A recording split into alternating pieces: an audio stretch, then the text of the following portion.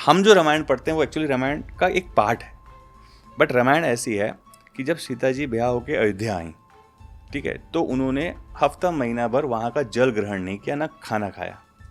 तो लोगों को ये लगा कि इसमें ना एरोगेंट है, बने वो अपने पापा के देश को ज़्यादा मानती है या वो ज़्यादा शक्तिशाली देश है, ठीक है, तो और अयोध्या कम शक्तिशाली है, इसलिए उसमें एरोगेंसी है।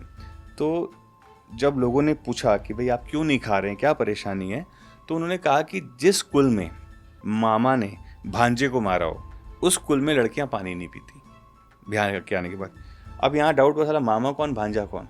जैसे ही उन्होंने स्टेटमेंट दिया, राजा दशरथ समझ गया कि ये मेरी बात कर रही है, क्योंकि राजा दशरथ ने श्रवण को मारा था। जब वो अपने माता पिता को पानी पिलाने के लिए नदी किनारे रुके तो राजा दशरथ शिकार के लिए निकले थे, उनको लगा वो पेड़ की झाड़ी के पीछे हिरण है, तो उन्होंने हिरण सोच के मारा, जबकि वो श्रवण थे और वो उनके भांजे थे, ठीक है। तो राजा दशरथ को तुरंत समझ में आ गया कि ये मेरी बात कर रही है।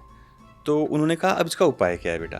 तो बोले एक ऐसा पंडित जिसने आज तक किसी भी घर में कोई पूजा अर्चना कहीं का पानी ना पिया हो, वो पंडित यदि इस घर में आके भोजन ग्रहण कर ले तो मैं जल ग्रहण कर लूंगी।